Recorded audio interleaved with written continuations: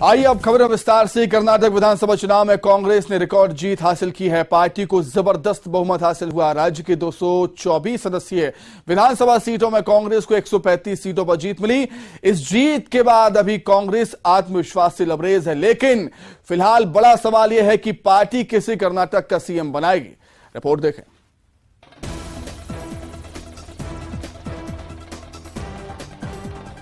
कर्नाटक में कांग्रेस का करिश्मा ऐसा चला कि न सिर्फ सत्ता में वापसी का रास्ता साफ हुआ, बल्कि पूर्ण बहुमत की सरकार बनने जा रही है।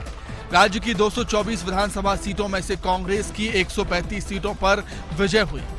इस जीत के बाद कांग्रेस आत्मविश्वास से लबरेज है।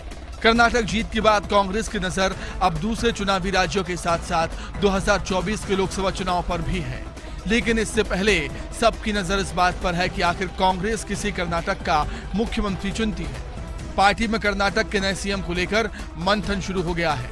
फिलहाल सीएम पद की रेस में सिद्धरमैया और डीके शिवकुमार सबसे आगे चल रहे हैं। जहां डीके शिवकुमार कर्नाटक के प्रदेश अध्यक्ष हैं, तो वहीं पूर्व सीएम सिद्धरमैया कर्नाटक के बड़े नेता माने जाते हैं। ऐसे में दोनों में से किसी एक को चुनना कांग्रेस के लिए टेढ़ी खीर साबित हो सकता है। इस रेस पर जयराम रमेश का कहना है कि व्यक्ति आते जाते हैं, लेकिन संगठन सर्वोपरि है और ये बात हमें नहीं भूलनी चाहिए। दोनों के सपोर्टर्स की डिमांड है, चाहे सिद्धरमैया की वो चाहते सीएम बने, डीके शिवकुमार की। संगठन सर्वोपरि है, कांग्रेस पार्टी सर्वोपरि है, संगठन सर्वोपरि है। हर एक राज्य में हमें ये नहीं भूलना चाहिए, व्यक्ति आते हैं व्यक्ति जाते हैं, पर संगठन सर्वोपरि है, अनुशासन सर्वोपरि है, एकजुटता सर्वोपरि है, एकता सर्वोपरि है, पार्टी के कार्यक्रम सर्वोपरि है। जो हम वादे करते हैं जनता को, वो ही सर्वोपरि है। कर्नाटक चुनाव में जीत से उत्साहित कांग्रेस नेताओं ने अब बीजेपी की हार पर अपनी समीक्षा भी बतानी शुरू कर दी। राज्यसभा सांसद विवेक तनखा का कहना है कि बीजेपी ये समझने में फेल रही है कि कर्नाटक जैसे विकासशील प्रदेश में ध्रुवीकरण नहीं चलता। दो का कारण थे कर्नाटक में इस चेंज के। एक करप्शन, और जो 40% कमीशन की बात चलती थी। करप्शन इस देश में एक बहुत बड़ा इशू है, स्पेशली पब्लिक के बीच में इशू है। और दूसरा, आप कर्नाटका जैसी प्रोग्रेसिव स्टेट में, जहां बेंगलोर और बेंगलुरु जैसा एक प्रोग्रेसिव शहर है जो विश्व का आईटी हब है, वहां पर आप छोटी छोटी बातें करो पोलराइजेशन की, आप ऐसी बातें कर रहे हो जो सुनने में भी अच्छी नहीं लगती हैं।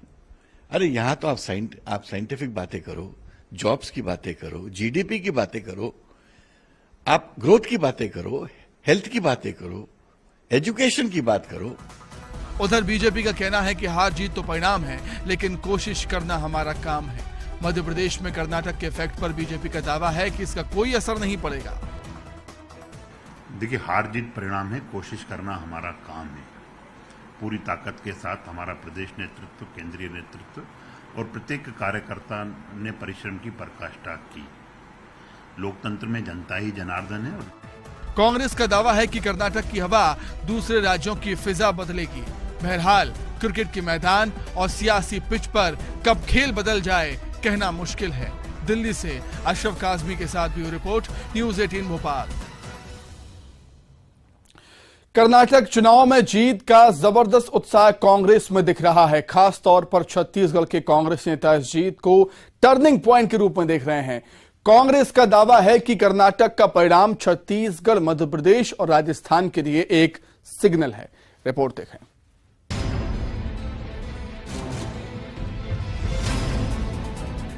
कर्नाटक में कांग्रेस की बड़ी जीत से छत्तीसगढ़ में भी पार्टी उत्साहित है। कर्नाटक में भारतीय जनता पार्टी को हार का सामना करना पड़ा है।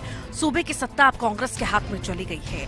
आंकड़ों को देखें तो चुनाव में कांग्रेस ने 135 सीटों पर जीत दर्ज की। 2018 में कांग्रेस को 80 सीटें मिली थी, तो वहीं भाजपा 104 से 66 सीटों पर सिमट गई। जेडीएस को भी 18 सीटों का नुकसान उठाना पड़ा है। जेडीएस के केवल 19 प्रत्याशी ही चुनाव जीत पाए हैं। 4 सीटें अन्य के खाते में गई। उधर सीएम भूपेश बघेल ने कर्नाटक जीत को लेकर बीजेपी पर निशाना साधा। सीएम ने कहा कि कर्नाटक में हार के बाद बीजेपी को अब सच बोलना चाहिए। पूरा चुनाव तो मोदी के चेहरे पे लड़े, अब जिम्मेदारी अपने को क्यों ले रहे हैं? तो वो तो सच, अब हारने की बात तो कम से कम सच बोले। जिम्मेदारी मोदी जी को देना चाहिए। कर्नाटक में कांग्रेस की बड़ी जीत पर खाद्य मंत्री अमरजीत भगत ने कहा कि कर्नाटक की महान जनता को नमन करता हूं, जिन्होंने ऐतिहासिक फैसला दिया। उन्होंने कहा कि कर्नाटक का चुनाव सामान्य चुनाव नहीं है, ये टर्निंग पॉइंट है। मंत्री अमरजीत भगत ने कहा कि कर्नाटक का परिणाम सिग्नल है, छत्तीसगढ़, मध्य प्रदेश और राजस्थान के लिए सिग्नल है। काठ की हांडी बार बार नहीं चढ़ती। कर्नाटक का चुनाव कोई सामान्य चुनाव नहीं रहा, ये देश के लिए एक टर्निंग पॉइंट था। देखो यार, इसमें आप भी जानते हो कि काठ का हंडी बार बार नहीं चढ़ता है, काठ का हंडी बार बार नहीं चढ़ता है। मोदी जी का चेहरा पहले था, एक आकर्षण था, एक उम्मीद था, लेकिन जो जो इन्होंने कहा वो चीज बिल्कुल नहीं किया। देश गांधी का देश है, गलत चीज को बर्दाश्त नहीं करेगा। बिल्कुल छत्तीसगढ़, मध्य प्रदेश, राजस्थान सब में कर्नाटक का जो सिग्नल है, कर्नाटक का जो परिणाम है, एक संकेत है कि अब देश इसी रास्ते में चलने वाला है। उधर बीजेपी प्रदेश अध्यक्ष अरुण साव ने कांग्रेस पर पलटवार किया। उन्होंने कहा कि विधानसभा चुनाव में अलग मुद्दे और परिस्थिति होती है, लेकिन छत्तीसगढ़ में बीजेपी जीत दर्ज करेगी। देखिए, नाटक करने का काम तो कांग्रेस और कांग्रेस पार्टी के नेता करते हैं। छत्तीसगढ़, मध्य प्रदेश और राजस्थान के जो विधानसभा के चुनाव होने हैं वो अलग मुद्दों पर होंगे, और छत्तीसगढ़ में राज्य की कांग्रेस सरकार को हिसाब देना पड़ेगा छत्तीसगढ़ की जनता को कि उन्होंने जन घोषणा पत्र में जो बड़े बड़े वायदे किए, उन वायदों को कितना उन्होंने पूरा किया। पर आज छत्तीसगढ़ की जनता मानती है कि राज्य की कांग्रेस सरकार ने उनके साथ धोखा किया, उनके साथ छल किया, उन्हें ठगने का काम किया। जन घोषणा पत्र के एक भी वायदे पूरे नहीं हुए। कहा गया था कि 3000 करोड़ रुपया बेरोजगारी भत्ता हर साल देंगे, यानी 5 साल में 15,000 करोड़ रुपया। 4 साल कुछ नहीं किया, और आखिरी साल में बजट में प्रावधान किया तो 250 करोड़ रुपया केवल, और नियम ऐसे बनाए कि बहुत ही कम लोगों को बेरोजगारी भत्ता मिल पाएगा। 9 लाख से अधिक युवाओं के साथ धोखा और अन्याय केवल बेरोजगारी भत्ता के मामले में किया। निश्चित रूप से इसे हम जनता तक लेकर जाएंगे, आगे भी इस मुद्दे को लेकर हम काम करेंगे। जाहिर है कर्नाटक की जीत से कांग्रेस को संजीवनी मिली है, और पार्टी को उम्मीद है कि न सिर्फ छत्तीसगढ़ में बल्कि एमपी और राजस्थान में कांग्रेस को दमदार प्रदर्शन करेगी। लोकसभा चुनाव के लिहाज से भी कर्नाटक का परिणाम कांग्रेस के लिए किसी बूस्टर डोज से कम नहीं। बहरहाल अब देखना होगा कि क्या वाकई कर्नाटक का चुनाव कांग्रेस के लिए टर्निंग पॉइंट साबित होता है। युगल तिवारी, न्यूज़ 18 रायपुर। कर्नाटक के डीजीपी प्रवीण सूद को सेंट्रल ब्यूरो ऑफ इन्वेस्टिगेशन का नया डायरेक्टर नियुक्त किया गया है। केंद्र सरकार ने रविवार को उनकी नियुक्ति का आदेश जारी किया। 1986 बैच के आईपीएस अधिकारी सूद 2 साल तक इस पद पर रहेंगे। सीबीआई के मौजूदा डायरेक्टर सुबोध कुमार जायसवाल का कार्यकाल 25 मई को समाप्त हो रहा है। इसी दिन सूद ज्वाइन कर सकते हैं।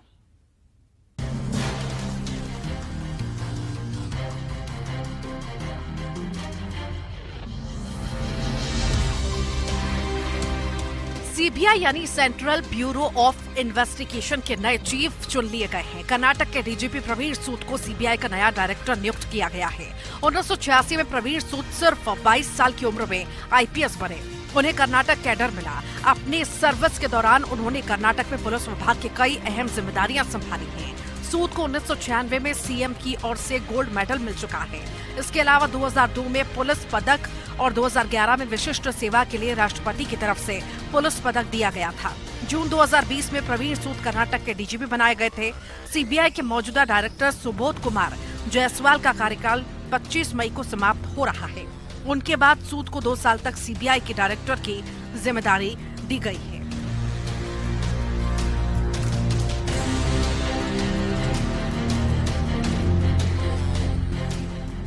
कर्नाटक के सियासत में प्रवीण सूद उस वक्त चर्चा में आए थे जब विधानसभा चुनाव से पहले कांग्रेस के प्रदेश अध्यक्ष डीके शिवकुमार ने उन्हें नालायक कहा था। शिवकुमार ने कहा था कि हमारे डीजीपी इस पद के लायक नहीं हैं। शिवकुमार ने उन पर बीजेपी के पक्ष में काम करने का भी आरोप लगाया था। इतना ही नहीं, उन्होंने ये भी कहा था कि राज्य में कांग्रेस की सरकार बनी तो सूद के खिलाफ कार्रवाई की जाएगी।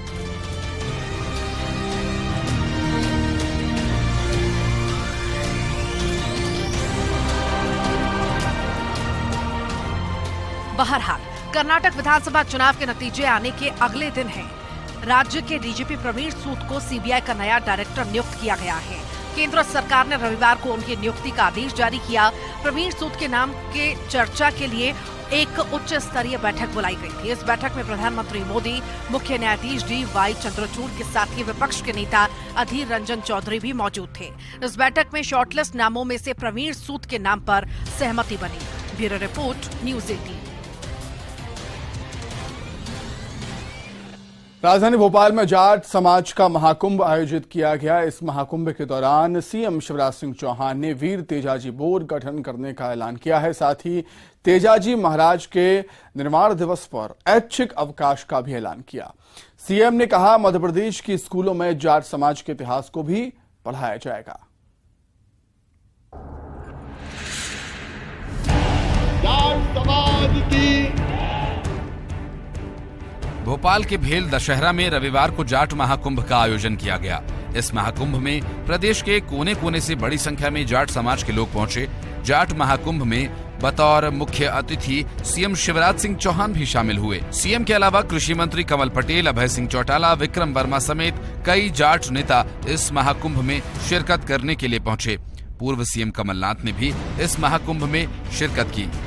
जाट महाकुंभ के दौरान सीएम शिवराज सिंह चौहान ने कई बड़े ऐलान किए। उन्होंने वीर तेजाजी कल्याण बोर्ड बनाने की घोषणा की। साथ ही तेजाजी महाराज के निर्माण दिवस पर ऐच्छिक अवकाश का भी ऐलान किया।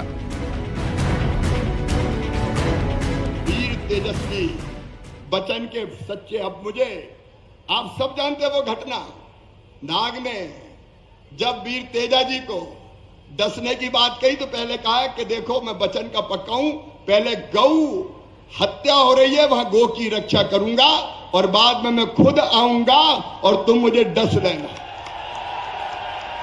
कहते हैं कि युद्ध करके गाय की गौ की रक्षा करके गौ की माता की रक्षा करके वापस लौटे तो शरीर पे इतने घाव थे कि कहीं जगह नहीं थी, लहू लुहान हो रहे थे। तो नाग ने कहा कहां डसूं? तो वीर बचन के पक्के तेजाजी महाराज ने कहा कि ये मेरी जीभ है, इस पे डस लो तुम। ऐसे बचन के सच्चे पक्के ऐसे देशभक्त थे, इसलिए उनके नाम पर वीर तेजाजी कल्याण बोर्ड का गठन किया जाएगा और उनके निर्माण दिवस तेजादशी पर एक दिन का ऐच्छिक अवकाश भी घोषित किया जाएगा।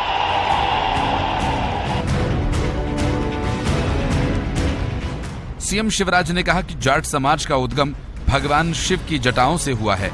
उन्होंने जाट समाज का इतिहास के बारे में चर्चा की और कहा कि औरंगजेब के खिलाफ विद्रोह का बिगुल बजाने में भरतपुर के शासक राजा राम जाट का महत्वपूर्ण योगदान रहा। साथ ही जाट समुदाय से ही आने वाले स्वामी केशवानंद का स्वतंत्रता संग्राम और समाज सुधार में अहम किरदार रहा है। सीएम ने कहा कि मध्य प्रदेश के स्कूल्स में जाट समाज के इतिहास को भी पढ़ाया जाएगा।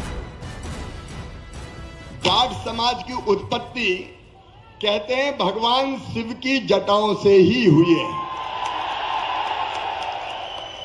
चाहे आतताई मुगल हो, चाहे देश पे आक्रमण करने वाले बाकी कोई आक्रमणकारी, जाट वीर योद्धाओं ने इनके दिमाग भी ठिकाने लगाए हैं, पैर नहीं जमने दिए, खदेड़ खदेड़ के मारा है। औरंगजेब के खिलाफ संगठित विद्रोह का बिगुल बजाने में भरतपुर के शासक राजा राम जाट जी का महत्वपूर्ण योगदान रहा है। महाराजा सूरजमल और उनके पुत्र जवाहर सिंह, उनके शौर्य और पराक्रम का कोई स्थानी नहीं है। राजा नाहर सिंह, हीरा सिंह नाभा, भूपेंद्र सिंह, रघुनाथ सिंह जी, राजा महेंद्र प्रताप सिंह, कई जाट शासक ऐसे रहे हैं जिन्होंने इतिहास में अपनी अमिट छाप छोड़ी है। जाट महाकुंभ में सिर्फ एमपी से नहीं बल्कि दूसरे राज्यों से समाज के लोग और जाट नेताओं ने शिरकत की। जाट समाज की कई मांगे हैं, जिनमें से कुछ पर सीएम शिवराज सिंह चौहान ने मुहर लगा दी है। जितेंद्र शर्मा, न्यूज़ 18 भोपाल। देश में नक्सलवाद बढ़ाने की नियत से नक्सली इन दिनों बस्तर के युवाओं को आगे कर रहे हैं। यहां तक कि एमपी में भी लोकल गुरिल्ला स्क्वाड बस्तर से भिजवाया गया है। एमपी के बालाघाट इलाके में हुई मुठभेड़ के बाद इस बात से जुड़ी सच्चाई सामने आई। देखें आप भी।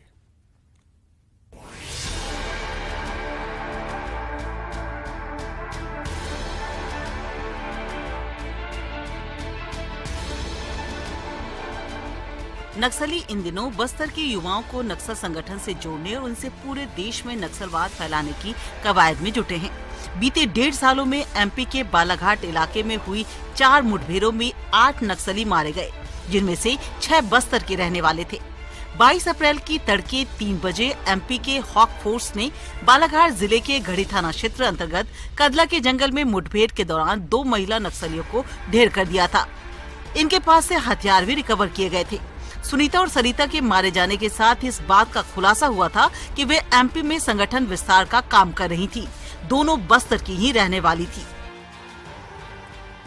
एमएमसी जोन के माध्यम से नक्सलियों ने अपना शिफ्टिंग प्लान बनाया हुआ है। ऑलरेडी जिस दिन से बस्तर में अंदरूनी इलाकों में कैंप खुलते जा रहे हैं और पुलिस का दबाव बढ़ता जा रहा है, नक्सली कहीं ना कहीं ये मान करके चल रहे हैं कि आने वाले समय में यदि दबाव और बढ़ा तो हमें अपना बेस शिफ्ट करना पड़ेगा।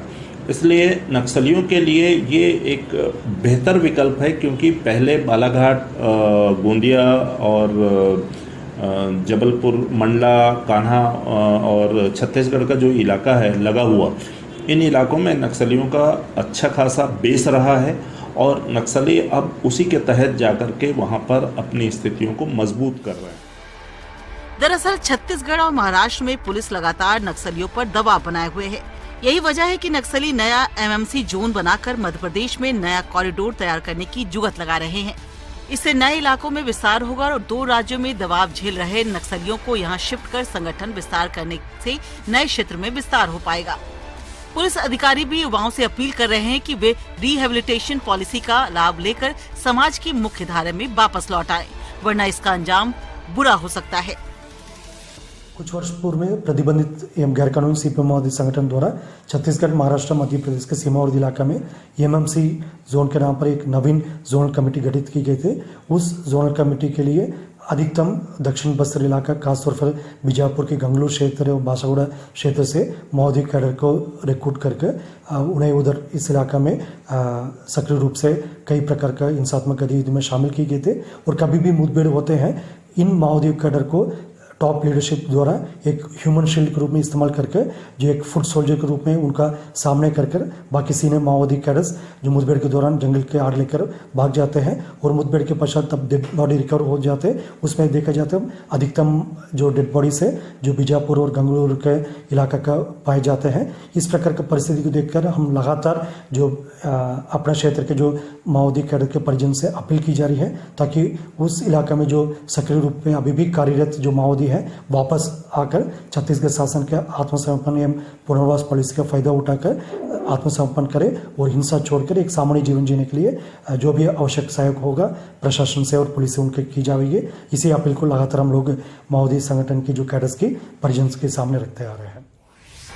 खास बात यह है कि शिफ्टिंग के बाद बस्तर में खाली हो रहे लोकल गुरिल्ला स्क्वाड कमांडरों के पदों पर भी बस्तर के स्थानीय युवाओं की भर्ती की जा रही है।